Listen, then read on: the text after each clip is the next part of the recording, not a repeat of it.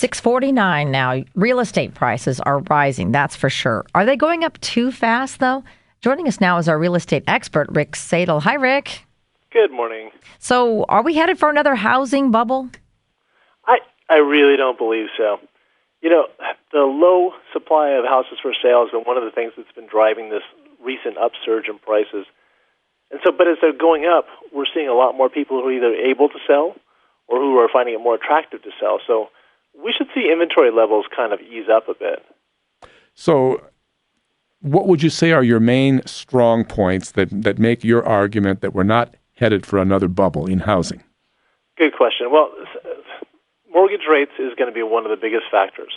So economists believe they're going to continue to go up, slowly but surely, and that's certainly going to quell some of the buyer demand. Along with that is the fact that we've seen very little foreclosure activity of late, and that's one of the things that's been adding to our tight inventory levels. With some of the recent changes in how foreclosures are processed, we're going to start to see some more foreclosures, and that's also going to add to our inventory and help. You know, Steve and I can both say this, that we both remember back in 2005 when the former Fed chair, Alan Greenspan, said there didn't seem to be any sign of a housing bubble. We used to argue about that all the time. Is there a bubble or not a bubble? Well, we know what happened later, so we're just going to kind of call you out on this. Are you confident that you're not being overly confident in that there's a bubble or not a bubble? Good question. and never say never.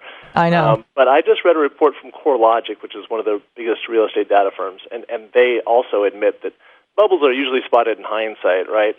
But to reach affordability levels that we saw back in our bubble here, prices would have to go up by as much as 47%, or interest rates would have to rise to 6.75%.